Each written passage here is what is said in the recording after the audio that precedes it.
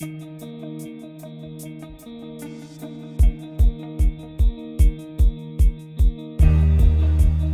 of people in the UK are having toxins injected into their faces by unqualified, unlicensed practitioners in the name of beauty. The number of people having non-surgical aesthetic cosmetic procedures has exploded. That's in the words of the all-party parliamentary group on beauty, aesthetics and well-being. But government regulation has not kept pace, leaving people vulnerable to botched treatments and complications as serious as blindness and anaphylaxis. And there are concerns that young people with body image problems are having treatments without being psychologically assessed. I'm journalist Angela Walker, and in my podcast I interview inspirational people and discuss underreported issues. Today I'm in conversation with Sarah Healy, a nurse of 24 years who now runs Sarah Healy Aesthetics, and we'll also be hearing from Save Face, the government-approved register of aesthetic practitioners. Sarah, thanks for joining me. Thank you for having me. Now, you're a qualified nurse and you've set up your own practice. Tell me about your background and qualifications. I qualified as a nurse in 2004, working in accident and emergency and then moving on to oncology. In 2019, having dabbled in a little bit of aesthetics myself, I decided to branch out and take on an aesthetic role. I didn't go into it lightly. You can practice in aesthetics having just done a day course in this country. However, I went and did a level 7, which is a master's certificate in aesthetics, which is currently the highest qualification you can have to practice in medical aesthetics. Now, I know that you've got concerns about safety and the fact that people don't need to be as highly qualified as yourself to go about practicing in aesthetics. What are your concerns about people who aren't as qualified as you doing these injections and so forth? My major concerns are how unqualified practitioners will deal with medical complications associated with aesthetic procedures. Generally, when aesthetics are carried out, aesthetic treatments are carried out by medical professionals, they're not without risk, but the risk is minimised. Things like infection control and other complications are minimised when you go to a medical practitioner. However, when people aren't medically qualified, the risks are then heightened. So you tend to see more risks associated and more complications associated with treatments. I then wonder how the complications are treated by non-medical practitioners, as lots of the remedies for complications tend to be prescription only. So if somebody comes to you and says, oh, I'd like some Botox, I'd like some fillers, what's the procedure? Do you jump straight in and just, start injecting? What process do you go through? Absolutely not. So I always invite anyone that's considering any sort of injectable treatment to come in for a face-to-face consultation. That's quite a nice way to get to know each other, get to know what expectations of treatment are. The patient can then, we can talk about the risks associated with such treatments.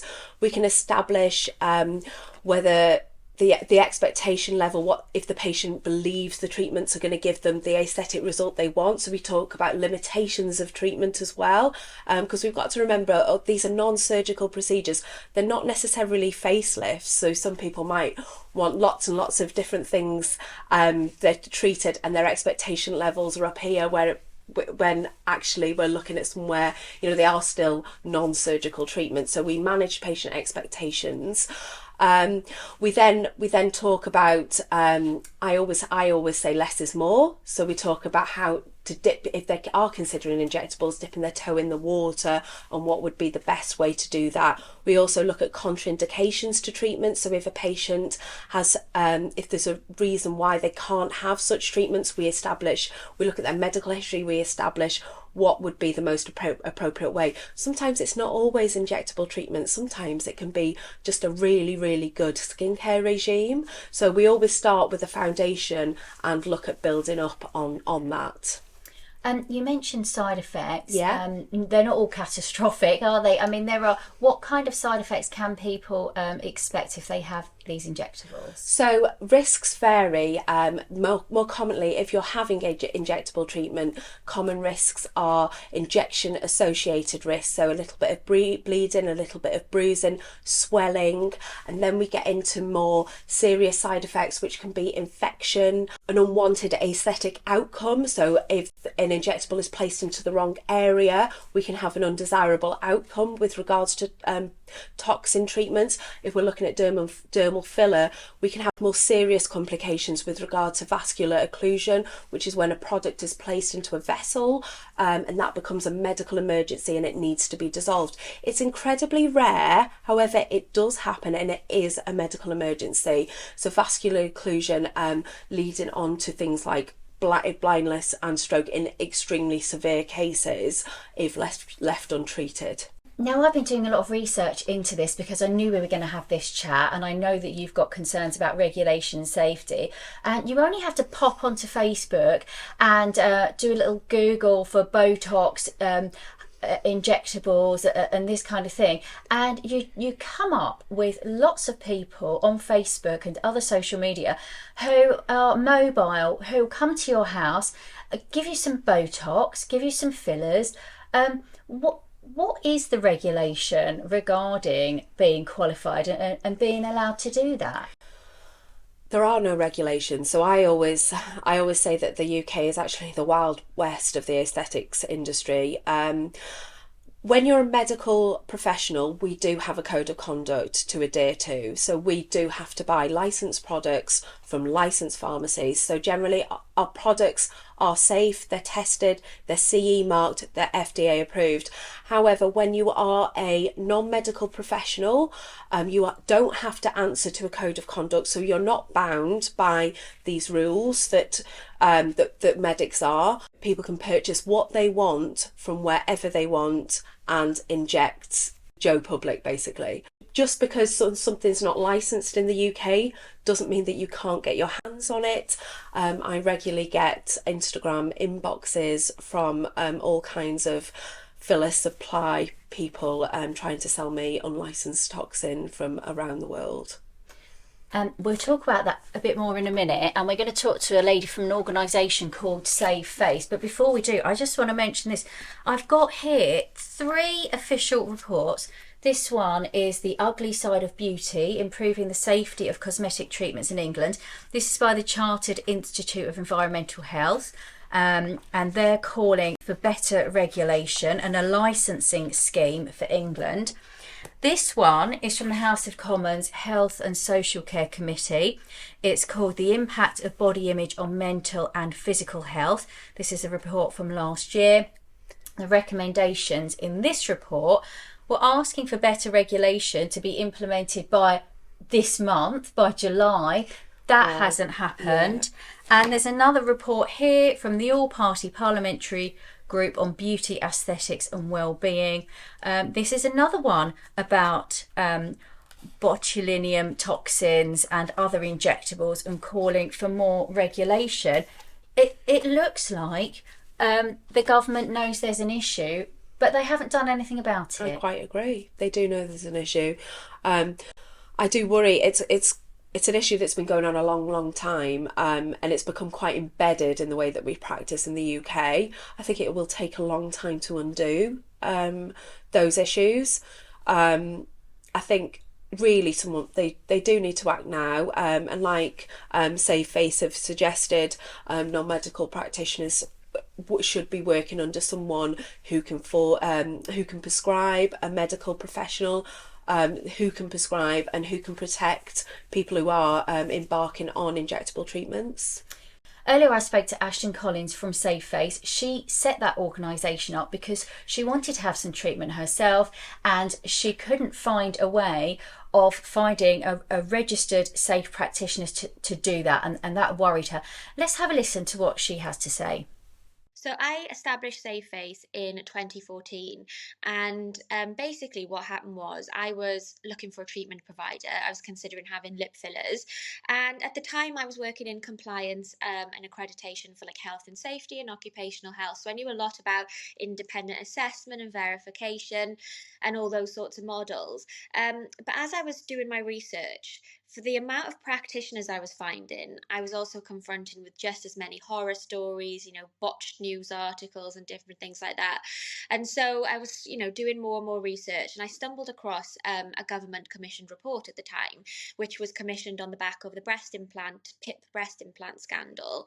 And I think that report, for the first time, really did expose just how unregulated non-surgical cosmetic procedures are, and just how unprotected the people that consume them are if things go wrong.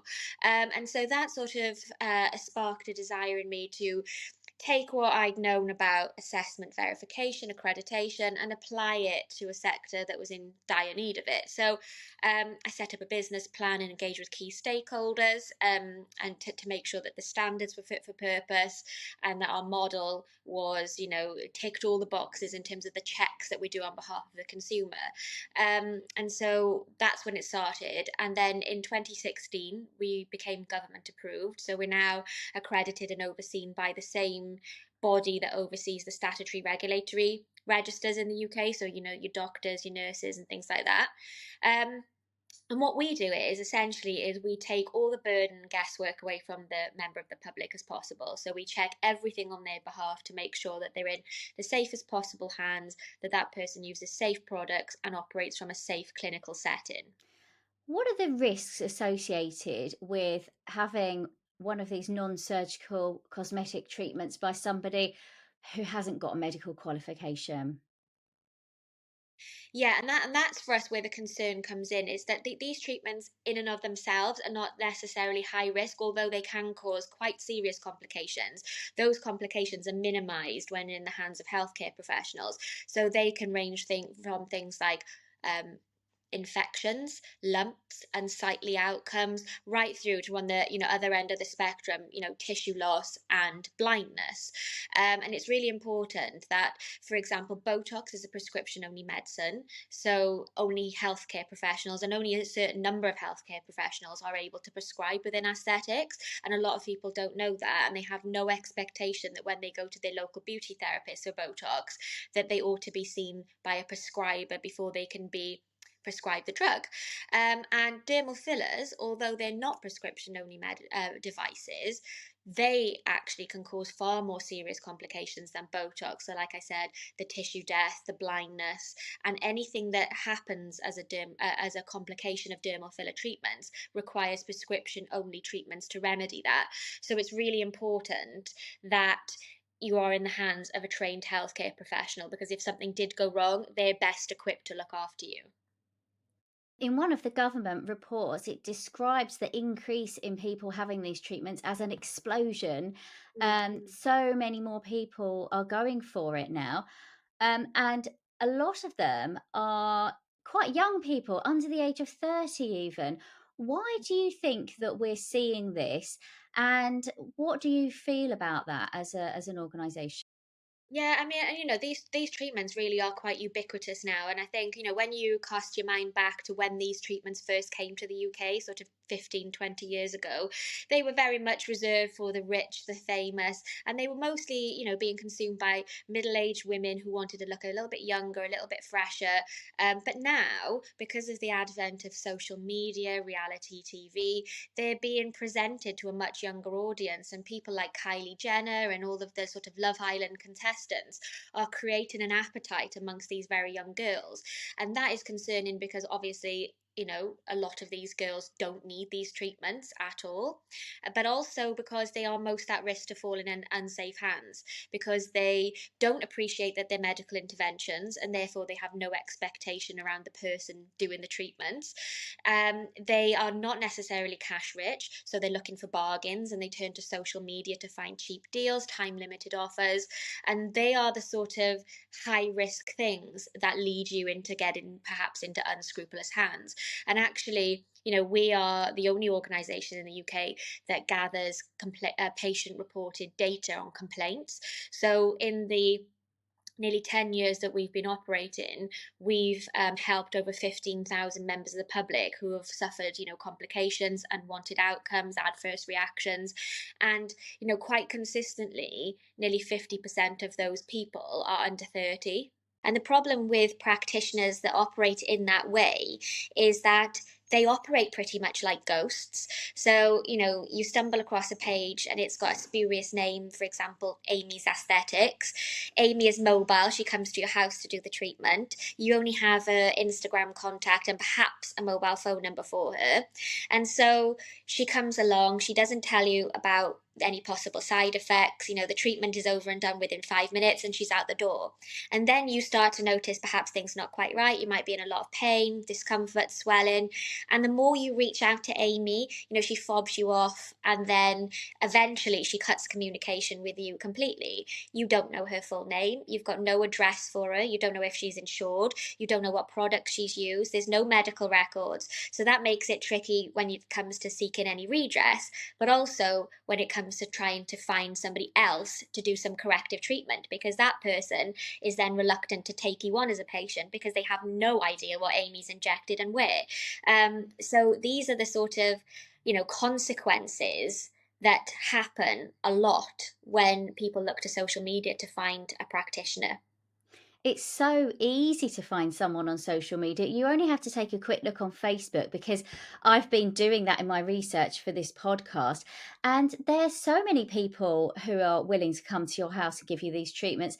There are also a lot of support groups on Facebook for people who feel that they've had botched treatments. Yeah. What do you think the government should be doing about it? Well, for us, I mean, the government have been aware of these problems for well over a decade. And, in that time, things have gotten worse because the treatments have become more popular. And as a direct consequence of that, more and more people have emerged as practitioners without any training, without any qualifications. And so it really is at a point now where, there is an unknown quantity of people providing an unknown quantity of treatments. And obviously that's a risk, because even if you were to introduce regulation, you have no means of tying these people to any fixed address. You don't know how to find them. They often, if they operate on social media, as soon as they have a couple of complaints, they'll shut that page down and pop up somewhere else, and you don't know who they are. And so, it is in a very difficult point now where, if you were to regulate, how you would capture these people within any sort of scheme. But for us, I mean, we're always, of the mindset we only accredit healthcare professionals, and only a certain number of those. So we only register doctors, nurses, dentists, and prescribing pharmacists. And that's because they can all prescribe and practice within aesthetics as part of their regulatory framework. And, these treatments demonstrably are safer in the hands of healthcare professionals, because in that time that we've been gathering the patient-reported data, over 80% of the treatment of the complaints that we get are related to treatments carried out by non-healthcare professionals. So your beauticians, your lay people, your hairdressers. So the data speaks for itself. So we would really like there to be some restrictions on who can and can't do these treatments. And if the government are not willing to do that, then to put in place a framework where they have to be overseen and supervised by a registered healthcare professional, because, that is needed. My understanding is that VAT is not always payable on these treatments. Can you tell me about that? Because obviously, if the government's taking VAT, the government's benefiting financially from the fact that there is a lack of regulation in the industry. Yeah, I think they will be certainly benefiting from people, registered businesses who are eligible to become VAT registered. They'll be benefiting from it. And, these treatments, because they're elective and they're not for medical indications necessarily, they're classified as, beauty enhancements. And therefore, they're VAT payable. The issue that the government have, though, with that, for as much money as they will be generating through legitimate businesses, they're also losing out on a considerable amount of people that operate under the radar that should perhaps be paying tax and VAT on these treatments that aren't. How do people find out who has got some suitable qualifications? This is the thing. So, often you'll find in, press and media articles that people are told to do their research. Well, that's easier said than done. The average person's looking for these treatments don't know what qualifications these people should hold, what level of training they should have, what products they ought to be using, and what sort of clinical setting they should be operating in, which is why we set up the register. Because even if you knew what questions to ask, if you're sat in front of somebody quite unscrupulous and you're saying to them, have you been trained? Are you insured? Do you have all these things in place? They'll say yes, because they want your money, your business. So, we've investigated cases where people have been masquerading as plastic surgeons when they haven't done a day's training in their lives. They've been buying fake products from China, and people have had anaphylactic reactions and have had permanent damage to their face because of these illegitimate products. And so, there is no way of being able to verify things yourself, which is why the safe face is so important. Yeah, tell me about these illegal products that people are managing to get their hands on, because Botox itself is that prescription only, you said. Yeah. But of course, that's just a brand name, isn't it? So talk me through the availability of these kind of products, how are people getting hold of them? Yeah, so I mean, I'll tell you the problem first in terms of why these non-healthcare professionals are turning to this route. So if you were a beauty therapist, for example, and you wanted to offer Botox to your patients, then you would have to be within a legal framework. You'd have to engage with a registered healthcare professional who's competent to prescribe. And every time you have a new client, you have to have a valid prescription. So that prescriber has to do a face-to-face consultation with every person that you're going to be treating to do an assessment to see whether they're suitable and to ascertain what dosage that they would require. Now, obviously, that's logistically challenging for somebody to do that every time you have a new patient, and also it's quite costly. So prescribers will charge around £30 to £50 per prescription, and then you add on the cost of the product, and it sort of makes you sort of quite uncompetitive that you have to do that. And so what is happening increasingly is that people are cutting that out completely and buying botulinum toxin, common name Botox, over the internet and importing it from China. And obviously the risk with that is that it could be nothing. It could be, completely harmless saline solution that isn't going to deliver you any benefits, but also isn't going to, present you with a great deal of risk. Or in the cases that we've seen, it could be beef gelatin. The product that was seized in the investigation that we worked on contained no traces of botulinum toxin. It was beef gelatin, and it caused, up to 20 women to have severe anaphylactic reactions. And so that's the other thing to be mindful of is, the legitimacy and the efficacy of the products that people are using, especially when you see alarmingly cheap prices. If you see a £99 Botox offer, the chances are that person isn't using licensed products. So, just to recap, what you're telling me is that unscrupulous people are buying on the internet Botox type products from China and injecting these into people's faces. Yeah, and we've seen horrible consequences where, people have been injected with these fake products. Women who have had, massive lumps appear at each injection site. And with Botox, you'd have about 10 to 15 injections across your forehead, more if you were having it around your eyes, in the lower half of your face. And these lumps are sort of pustules that continue to keep refilling and bursting. They're causing people terrible crater-like scars. We've had a woman who's, had necrosis from it and have had to have surgery on half of her face because the infection has become so bad that she's now left with, scars that are so deep where half of her face has been, quite literally surgically removed as a result of these products. And that's what we try to do in terms of educating the public, is that they wouldn't necessarily think that anybody would be unscrupulous enough to take a gamble like that with your health and your appearance. But the primary aim for these people is financial gain, and they will do anything to make as much profit as possible. Absolutely shocking. There were some government recommendations from the All Parliamentary Group on Beauty and Yeah. Health, and they were calling for action to take place in July, by July this year. Yeah. That's not happened. Tell me a bit about that. Yeah, and I mean, I think that in itself was quite an irresponsible call to action because, especially from people who work within the legislatory framework and will understand the amount of work that would go into developing a scheme that would be fit for purpose and robust enough to actually make any tangible difference. It's so unrealistic to expect that that would have been mobilized in less than a year.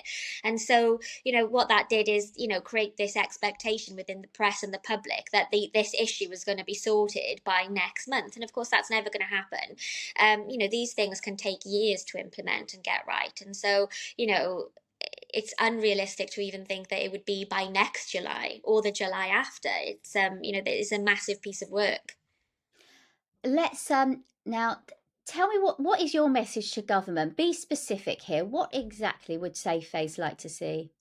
We would like to see a regulatory framework that is robust enough to capture all these ghost-like operators and to put in place if they're not going to restrict who can and can't do that, and I understand why they wouldn't want to, because, like you said, they don't want to, curtail people's right to make a living and do these treatments safely. But it is imperative that they put in place a supervision matrix in terms of, if you are a non-healthcare professional operating in this space, you have to work under the direct supervision of a registered healthcare professional who can prescribe, because that is essential for managing complications.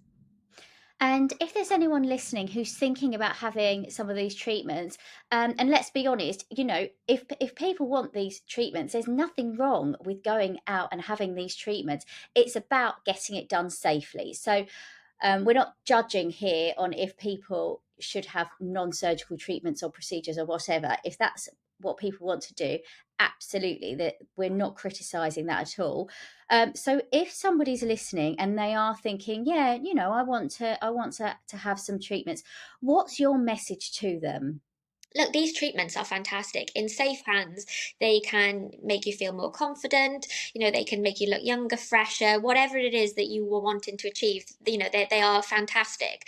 It's just, for us, is the safety message. If you are considering a cosmetic intervention, take every precaution necessary. Check Safe Face, find a practitioner in your area that has passed a really rigorous assessment process, that you'll be in a safe pair of hands. So Ashton mentioned some really worrying things there. Absolutely. One of them was, as you touched on earlier, people importing unlicensed products, which she says sometimes they could be saline, they could be beef gelatin. I mean, how easy is it for people to get hold of this stuff then? Hearing that actually chilled me to the bone. I think it is quite easy for people to get those products. I think you only have to go onto Instagram and register yourself as so-and-so aesthetics, and you'll have people inboxing you with these products. It's quite easy to get your hands on unlicensed products, which is the huge worry. I think that's personally where the government need to put their energy into first, is getting these unlicensed products off the street, so to speak, because that's how I feel it is. One of the other things that Ashton mentioned was an increasing numbers of really young people, Yes. people who are under 30, who are having injectables in their faces, and that number of young people doing that has grown exponentially. Why do you think that's happening? It's access. So with the rise of social media, certainly, and certain TV programs, I think it's created a standard for young people to adhere to. Not necessarily a positive one either.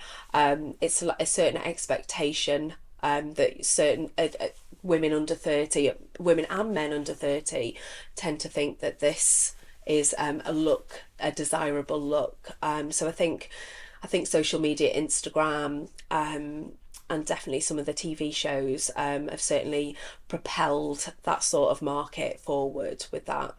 Do you think there should be some kind of signage saying this image has been digitally enhanced, this has been photoshopped, Absolutely. so that people know that that's not actually how somebody looks? Yes, the expectation, absolutely. And also I think there should be more policing of certain aesthetic practitioners selling packages with celebrity names associated with them, because I just think that gives a are really, really, it's, well, one, it's not ethical, but two, it's not achievable either. So what do you mean? So someone can go in and go, oh, I'd like the Kylie Jenner, please. Absolutely. There's certain packages. You can get a Kylie package in some places. You can get a Kim package in some places. Now, aesthetics is all about enhancing. Personally, I think aesthetics is all about enhancing your own natural beauty and not trying to look like somebody else. Let's be clear, we don't want to demonise these treatments, and there are plenty of practitioners who carry them out really safely and people are really happy with the results. I mean, obviously you do it for a living, so that you feel very positive about them. Tell me about it. Generally, if they are done safely, if they are done with proper tested FDA approved CE mark products, generally the outcome can be really, really nice, depending on what the patient desires. What I would say to people is I'd always invite them to ask their aesthetic practitioner, preferably a medical practitioner, who they're insured with, who they're registered with. You can ask to see someone's insurance. You can check them out on the NMC website. So someone could check my registration. You can check out a doctor's on the GMC. You can check out a practitioner to ensure you are embarking on them from a safer aspect. It sounds to me like younger people might be quite vulnerable to these kind of, cowboy practitioners because they might not have as much spare cash. They're aspiring to all these kind of like social media images and so on, and they're popping out to get their hair done and get their lips done at the same time. Do you think that we maybe need some kind of public education or information campaign to tell people that they should be checking for these things, because perhaps they don't realise that what they're going for is actually a medical procedure? Yes, and also some of these, even to a medical professional to buy, they're not cheap. They're not cheap products. So if something is alarmingly cheap, generally there's something, we all know that. Pay cheap, pay twice. We all know that if something is worryingly cheap, then generally it's not licensed, it's not safe, it's not the person injecting it probably doesn't have the skill set. Things are priced in aesthetics with regards to the injector's skill and also the injectors, the products that they're using. So if something is cheap, generally it's not, it's not going to be good for you. You pay for the skill and not the mill, is what they say in aesthetics. So it feels like this is kind of like an industry that's developing quickly. It's growing really fast. Are you finding that there are like new procedures coming out and things like that as well? Absolutely, and it's very important to keep yourself updated. As medics, as injectors, we have to keep ourselves updated with all the latest techniques, the latest products, and also any changes to any sort of safety and complication management as well. So it's very important that you don't just people aren't just going and having a day course and then just carrying on injecting and becoming a little bit stagnant in their practice. You have to keep up to date. It changes every day, but that's the same in medicine. So the medical profession changes constantly, and you're having to keep yourself up to date. So as medical professionals, we're quite used to that. We're quite used to we have a responsibility to keep ourselves up to date with the latest practice. Of course, if you're, a lay person who started branching out from doing nails and hair and now you're doing injectables, they might not have this awareness. Also, especially if they're using unlicensed products, they might not know if there's a problem with that batch or something. No, absolutely. If they're not kept up to date, if they don't have a duty of care to keep themselves up to date, then how safe is their practice? So, what exactly would you like to see put in place to protect consumers then? Personally, I don't think non-medics should be injecting at all. Whether that will ever be enforced or put in place by the government, I don't know. I'd like to see a register where every aesthetic injector has to register on, and there has to be a standardised care of the public throughout. So everyone has to meet a certain criteria.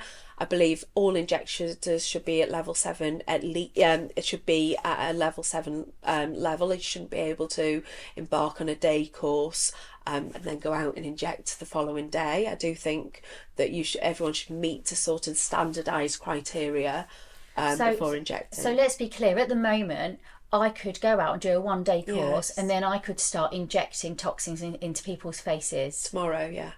You could absolutely do that, yeah. That's quite a thought. It's chilling. Quite a thought. And what's level 7 that you mentioned there? Just expand on So that. the level 7 was created. It's a master's level certificate or diploma in aesthetics. It was created to standardise practice. Not only is it a practical, but there's a lot of theory around it as well, which is really good because it enables the practitioner to think outside the box, enables you to consider all aspects of the patient. You have to touch on you have to delve into medical complications. You have to look at this. You have to look at the layers of the skin, even, you know. So a lot of anatomy, a lot of physiology, a lot of pharmacology of the injectables that you're placing in patients. So it's very, very in depth. It's something that can't possibly be taught on a 1-day course. It took me around 12 months. And let's just talk about body image for a bit, because, you know, we've talked about the pressures on social media. How do you assess when someone comes to you? They might be a young person who, Absolutely. you know, who might not need any of they might not have wrinkles, they might not need any of these treatments, or they might have, you know, a body image problems. Yeah. You know, how can you psychologically assess if somebody should have a treatment like that? It is a very, very difficult thing to assess, really, on one meeting. It is. There's lots of different assessment tools you can use to assess a patient's psychological body image, and to assess whether they have body dysmorphic disorder.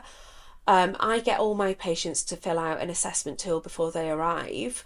That being said, it's not just the assessment tool I use. I use years of nursing experience to assess a patient. If something doesn't sit right with me, I wouldn't inject. 20 years of nursing, that underpinning knowledge gives you is kind of things that are ingrained into you from the off.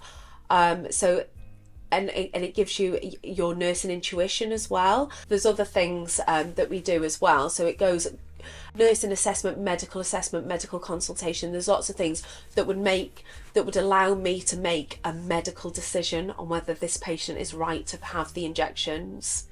And what's your message to government today?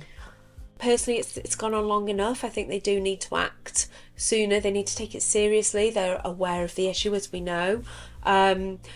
I think they need to work with organisations like Save Face and like the JCCP, the Joint Council of Cosmetic Practitioners, and listen to what these regulatory bodies are asking, and follow. I think the government need to follow their lead, really, with regards to how they're registering practitioners, and enforce it and back these companies up.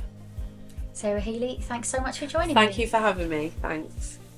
I'm Angela Walker, and today I've been in conversation with Sarah Healy of Sarah Healy Aesthetics and Ashton Collins from the group Save Face. I hope you've enjoyed the programme. For more information, check out my website, angelawalkerreports.com. Please do get in touch if there's someone inspirational you think that I should have on the show, and if there are any underreported issues that I should be looking at. Until next time, take care.